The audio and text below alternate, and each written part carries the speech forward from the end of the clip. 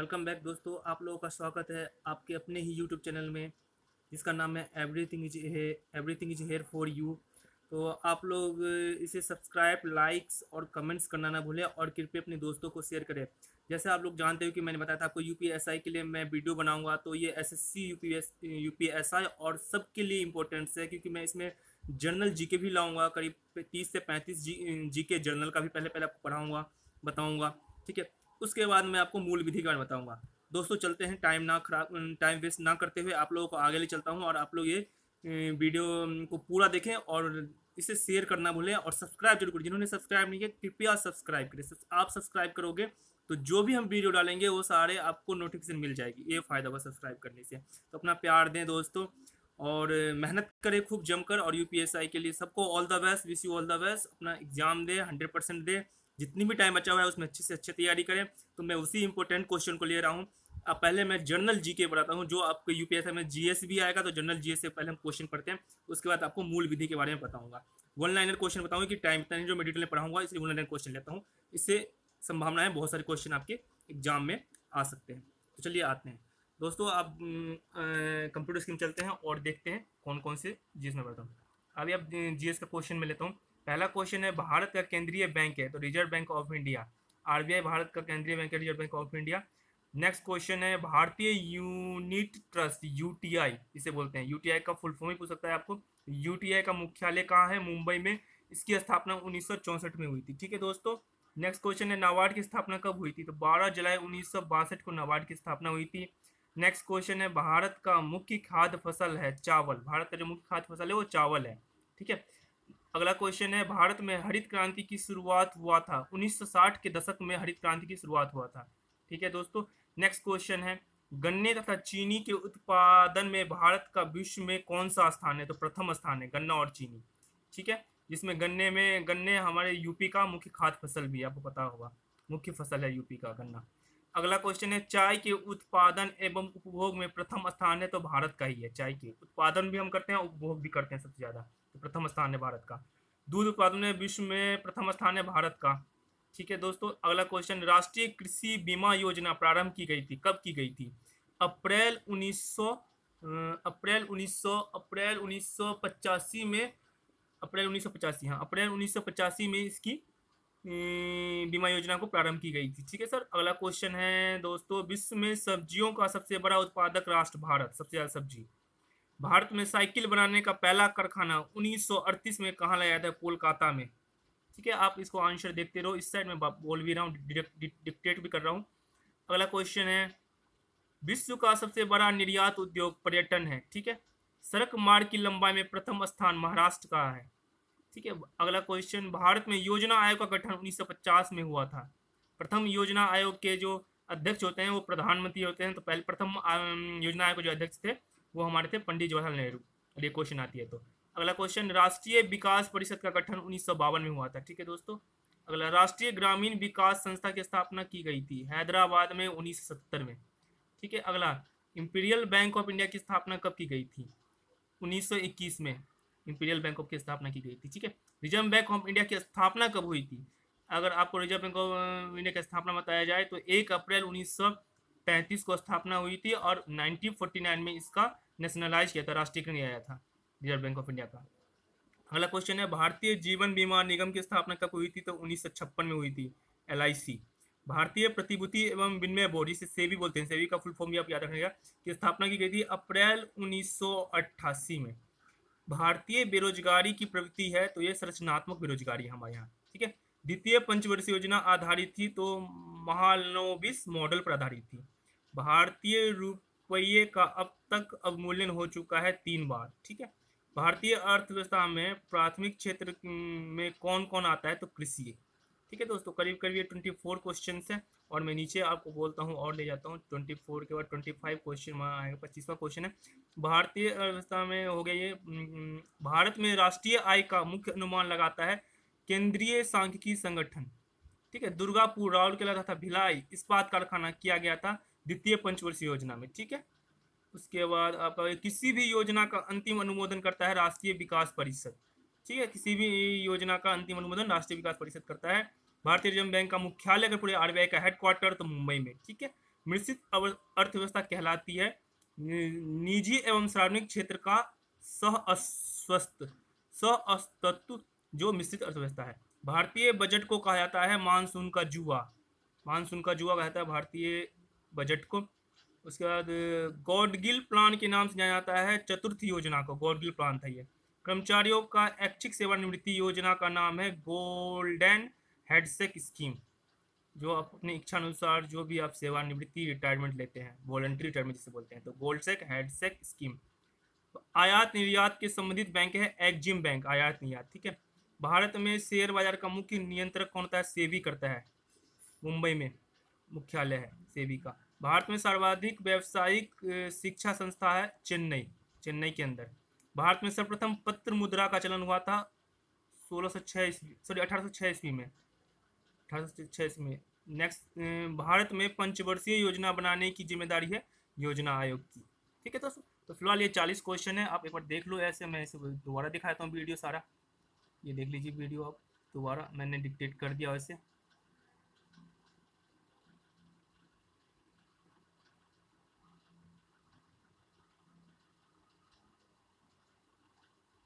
ठीक है, अब मैं आपको मूल विधि पढ़ा रहा हूँ दोस्तों। मूल विधि हम पढ़ लेते हैं कि मूल विधि बहुत इंपॉर्टेंट है। यूपीएसआई के अगर माध्यम से हम देखें, यूपीएसआई का एग्जाम आने वाला है, उपरीक्षक नागरिक पुलिस मूल विधि, नहीं तो मूल विधि हम लोग आते हैं। मूल विधि के क्वेश्चन आएंगे इसमें, बहुत इंपॉर्टेंट क्वेश्चन सब है। मैं कुछ क्वेश्चन आपको पढ़ा देता हूँ, जैसे देखते हैं दोस्त। पहला क्वेश्चन है, भारतीय दंड संहिता की प्रवृत्ति हुई थी। अगर मैं आपको बताऊं भारतीय दंड संहिता की जो प्रवृत्ति हुई थी, पहला क्वेश्चन है भारतीय दंड संहिता की प्रवृत्ति हुई थी, पहला क्वेश्चन। तो ये हुई थी 1 जनवरी 1862 से। मैं डिक्टेट कर देता हूँ, आप लोग वीडियो भी देखते हैं। तो भारतीय दंड संहिता की जो प्रवृत्ति हुई थी वो 1 जनवरी 1862 में। नेक्स्ट क्वेश्चन, भारतीय दंड संहिता 1860 की धारा 1 से संबंधित है। भारतीय दंड संहिता हुई थी 1 जनवरी 1862 में। भारतीय दंड संहिता 1860 की धारा 1 संबंधित है संहिता के नाम और उसके प्रवर्तन के विस्तार से, ठीक है। अगला क्वेश्चन है, मैस रिया से तात्पर्य है दुरा से, मैस रिया दुरा से। आप इसके नीचे भी दे रखा है तो आप पढ़ सकते हो इस चीज़ को, नीचे उसका डिस्क्रिप्शन दे रखा है उस क्वेश्चंस का, तो आप पढ़ सकते हो। अगला क्वेश्चन, भारतीय दंड संहिता में स्त्री शब्द द्योतक है जनजात बालिका सहित किसी भी आयु की महिला का, ठीक है। पांचवा क्वेश्चन अगर मैं देखूं तो इधर आ जाते हैं। फिफ्थ क्वेश्चन, भारतीय दंड संहिता में शब्द स्त्री द्योतक है, देखिए सेम, किसी भी आयु की स्त्री का, सेम क्वेश्चन है। ये सारे पेपर में आए क्वेश्चन है, इंपॉर्टेंट है, यूपीएसआई के लिए मैं करवा रहा हूँ ये। भारतीय दंड संहिता की किस धारा में भारत को परिभाषित किया गया है? धारा 18 में, ठीक है दोस्तों। आगे आप इसका डिस्कशन पढ़ सकते हैं। भारतीय दंड धारा 18 में भारत को परिभाषित किया गया है। इसके अनुसार भारत से जम्मू कश्मीर राज्य के सिवाय भारत का समस्त राज्य क्षेत्र अभिप्रेरित है। तो इसका डिस्क्रिप्शन भी आप नीचे पढ़ सकते हो। सामान्य आज से संबंधित प्रावधान आईपीसी के किस धारा में दिए गए हैं? धारा 34 में, ठीक है। अब हमारे पास टाइम कम है दोस्तों, इसलिए मैं इसे one liner question, objective type question आपको पढ़ा रहा हूँ। आप इसका डिस्क्रिप्शन पढ़ सकते हैं, नीचे सारा डिस्क्राइब किया गया है क्या क्या है, वो आप पढ़ लीजिए, ठीक है, वीडियो में देख के। मैं डिक्टेट कर देता हूँ मेन क्वेश्चन जितने भी हैं। भारतीय दंड संहिता की धारा 34 पर प्रसिद्ध वाद है वारिंद्र कुमार घोष बनाम इम्परर, ठीक है। नेक्स्ट क्वेश्चन चलते हैं, क्वेश्चन नंबर 9 में अगर हम पढ़ते हैं, अपराध की परिभाषा दी गई है। अपराध की जो परिभाषा दी गई है वो दी है दंड प्रक्रिया संहिता 1973 की धारा 2N में, ठीक है। आप इसका डिस्क्रिप्शन अगर पढ़ना चाहो तो ये लीजिए, आप पढ़ सकते हैं, डिस्क्रिप्शन ये है, ठीक है। नेक्स्ट क्वेश्चन, क्वेश्चन नंबर 10, भारतीय दंड संहिता 1860 के अधीन धारा 42 में प्रयुक्त स्थानीय विधि कहाँ पर लागू होती है? तो भारत के किसी विशिष्ट भाग पर, ठीक है। इसका मैं डिस्कशन पढ़ देता हूँ। भारतीय दंड संहिता 1860 की धारा 42 के अनुसार स्थानीय विधि वह विधि है जो भारत के किसी विशिष्ट भाग को ही लागू हो। नेक्स्ट 11वां क्वेश्चन, भारतीय दंड संहिता के अधीन कितने प्रकार के दंडों की व्यवस्था की गई है? तो 5 प्रकार के दंड है। अब ये कौन कौन से दंड है ये आप इसमें पढ़ सकते हो, डिस्क्रिप्शन में देखें, ठीक है दोस्तों। नेक्स्ट क्वेश्चन ये था डिस्क्रिप्शन, जो दंड थे 5वां ये है। अगला है 12वां क्वेश्चन, एक जल्लाद को मृत्युदंड निष्पादित करता है भारतीय संविधान की किस धारा के अंतर्गत आपराधिक दायित्व से मुक्त करता है? जो जल्लाद जो फांसी पर चढ़ाता है वो दंड के भागीदारी नहीं होता है, वो धारा 78 के अंदर वो दंड के भागी नहीं होगा, वो आपराधिक दायित्व से मुक्त रहेगा, ठीक है दोस्तों। अगला क्वेश्चन, निम्नलिखित में से कौन सा वाद उन्मत्तता के आधार पर प्रतिरक्षा से संबंधित है? मैकनाटन का वाद था। ये 1843 का वाद है, जिससे बोलते हैं मैकनाटन का। अगला क्वेश्चन 14वां क्वेश्चन, भारतीय दंड संहिता की कौन सी धारा अनैच्छिक ममता के आधार पर प्रतिरक्षा से संबंधित है? तो धारा 85। धारा 85, इसका डिस्क्रिप्शन आप ये पढ़ सकते हो। ठीक है दोस्तों, अब नेक्स्ट क्वेश्चन की तरफ चलते हैं। 15 क्वेश्चन मैं आपको अराउंड 50 क्वेश्चन करवा दूंगा। नेक्स्ट क्वेश्चन है आपका, निम्नलिखित कार्यों में से किसके द्वारा दुष्प्रेषण का अपराध निम्नलिखित कार्यों में से किसके द्वारा दुष्प्रेषण का अपराध किया जाता है? षड्यंत्र। ठीक है, ये डिस्क्रिप्शन है। अगला 16 क्वेश्चन, भारतीय दंड संहिता के किस प्रावधान में आपराधिक षड्यंत्र के लिए दंड दिया गया है? धारा 120B। ठीक है, आपराधिक षड्यंत्र के लिए दंड दिया गया धारा 120B। इसका डिस्क्रिप्शन आपको पढ़ना है तो ये डिस्क्रिप्शन पे मैं हर वीडियो का डिस्क्रिप्शन ले आता हूँ, आप डिस्क्रिप्शन पढ़ सकते हो। ठीक है, हमारे पास थोड़ा टाइम कम है, टाइम का अभाव है, इसलिए मेरी लंबी वीडियो बन जाएगी, इसलिए मैं आगे क्वेश्चन सारे लेना चाहता हूँ। नीतीश ने अपने एक प्रकाशित लेख में उत्तर प्रदेश सरकार के विरुद्ध नफरत में मानहानि को फैलाया है, उससे निम्न अपराध के लिए दंडित किया जा सकता है। तो राजद्रोह के लिए, ये जो आगे मैं मूल विधि बना रहा हूँ ये सिर्फ यूपीएसआई के लिए बना रहा हूँ और किसी के लिए नहीं, यूपी पुलिस कांस्टेबल और एसआई के लिए बना रहा हूँ। तो बेसिकली ये यूपी वाले जितने भी हैं उन्हें ये आगे देखे, और जनरल क्वेश्चन भी मैंने डाला है यूपीएसआई के लिए भी, और ये जनरल एसएससी के लिए आप पढ़ सकते हो और किसी भी एग्जाम के लिए, बट ये यूपीएसआई के लिए है। 18वां क्वेश्चन, विधि विरुद्ध जमाव के लिए कम से कम व्यक्ति आवश्यक होते हैं? 5। ठीक है, भारतीय धारा 143 विधि विरुद्ध जमाव के लिए 5 या 5 से अधिक व्यक्तियों का होना आवश्यक है। मैं जल्दी जल्दी इसलिए पढ़ रहा हूँ दोस्तों क्योंकि मेरे पास टाइम का अभाव होता है, क्वेश्चन में ले नहीं पाऊंगा, वीडियो लंबी बन जाएगी, तो इसलिए मैं आप डिस्क्रिप्शन आप खुद पढ़ें।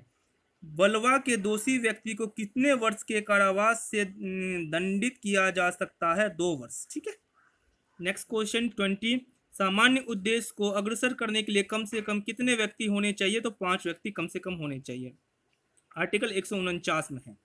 ठीक है, राष्ट्रीय अखंडता पर प्रतिकूल प्रभाव डालने वाले लांछन प्रख्यान का उपबंध भारतीय दंड संहिता किस धारा में किया गया है?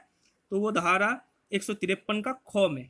ठीक है, इसका डिस्क्रिप्शन आपको पढ़ना है तो ये पढ़ लीजिए, पूरा डिस्क्रिप्शन दिया हुआ है, मैं हर डिस्क्रिप्शन वीडियो को बना रहा हूँ।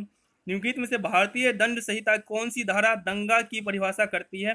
धारा 159। ठीक है दोस्तों, धारा 159 दंगा। सारे इंपॉर्टेंट क्वेश्चन है, यूपीएसआई में बहुत ही इंपॉर्टेंट है, आप इसे ध्यान से पढ़ें और ध्यान से इस पर जोर देकर जाएं, ये एग्जाम में आएंगे। ठीक है, यहाँ से क्वेश्चन मिलने की बहुत ज़्यादा ही संभावना है, और आप वीडियो को पूरा देखें और सब्सक्राइब और शेयर करना बिल्कुल ना भूलें। ठीक है दोस्तों, नेक्स्ट क्वेश्चन 23वां, लोक सेवक के लोक कृत्यों में निर्वहन में बाधा डालना अपराध है, अंतर्गत धारा सी 186 भारतीय दंड संहिता। मिथ्या साक्ष्य देना का अपराध परिभाषित है भारतीय दंड संख्या की धारा 191। धारा 191, ये आप डिस्क्रिप्शन पढ़ लीजिए। ठीक है, 25वां क्वेश्चन 25 हम पहुंचने वाले हैं। बलात्संग की पीड़ित का परिचय प्रकटन भारतीय दंड संहिता की किस धारा के अंतर्गत दंडनीय है? तो धारा 228 का। ठीक है, निम्नलिखित में से किस वाद में 26 निम्नलिखित में से किस वाद में आपराधिक मानव वध और हत्या में अंतर स्पष्ट किया गया है? रेग बनाम गोविंदा। ठीक है, ये देख लीजिए। के एम नानावती, क्वेश्चन नंबर 27, के एम नानावती बनाम स्टेट ऑफ महाराष्ट्र एक प्रमुख वाद है गंभीर एवं अचानक प्रकोपन के संबंध में। गंभीर एवं अचानक प्रकोपन के संबंध में मैं ऑप्शन पढ़ रहा हूँ, क्वेश्चन पढ़ रहा हूँ, उसका एक आंसर है ऑप्शन में, वो ऑप्शन पढ़ रहा हूँ, ऑप्शन आप देख लीजिएगा वीडियो में कौन सा पढ़ रहा हूँ। ठीक है, नेक्स्ट, मृत्युदंड विरेल में से विरलतम अपराधों में ही दिया जाना चाहिए, अभी निर्धारित किया गया है बच्चन सिंह बनाम पंजाब राज्य में। ठीक है, 28 क्वेश्चन दोस्तों कंप्लीट हो चुका है, मैं 29 ले रहा हूँ, मैं 50 क्वेश्चन तकरीबन लूँगा आज, फिर नेक्स्ट वीडियो में बनाएंगे। भारतीय दंड संख्या की किस धारा में दहेज मृत्यु संबंधित विधि अंतर विशिष्ट है? धारा 304 का ख। ठीक है, ये है पूरा, आप पढ़ सकते हैं इसको। ठीक है, नेक्स्ट 30 क्वेश्चन, भारतीय दंड संहिता की किस धारा में फिरौती के लिए व्यपहरण का उपबंध है? तो धारा 364 का क। भारतीय दंड संहिता की धारा 364 को फिरौती के लिए व्यपहरण का उपबंध करती है, इसका डिस्क्रिप्शन दिया है नीचे। निम्नलिखित वादों में से 31 क्वेश्चन, निम्नलिखित वादों में से किस वाद में लैंगिक उत्पीड़न के शमन के लिए उच्चतम न्यायालय ने महत्वपूर्ण मार्गदर्शक सिद्धांत दिए हैं? तो विशाखा बनाम राजस्थान राज्य। ठीक है दोस्तों, ये डिस्क्रिप्शन आप पढ़ सकते हैं। 32 क्वेश्चन हम चलते हैं अब। 32 क्वेश्चन, भारतीय दंड संहिता में चोरी परिभाषित की गई है धारा 378 में। ये धारा बहुत इंपॉर्टेंट है, ये याद रखिएगा। भारतीय दंड संहिता में चोरी परिभाषित 378, ये सब सारे इंपॉर्टेंट है जो मैं पढ़ा रहा हूँ।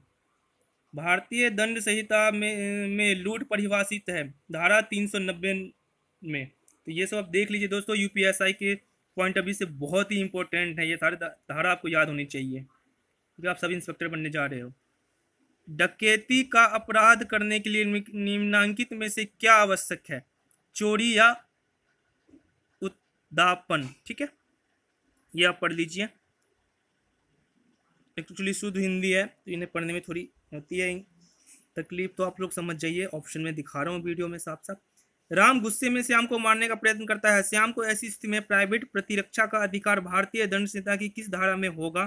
तो धारा 97 में, 97 में। ठीक है, धारा 97 97 में होगा। इसको ये डिस्क्रिप्शन में देख लीजिए। ठीक है, अगला 36 क्वेश्चन, किस मामले में आत्मरक्षा का अधिकार उपबंध नहीं होगा? लोक सेवक द्वारा किया गया कार्य। ठीक है, लोक सेवक द्वारा किया गया कार्य।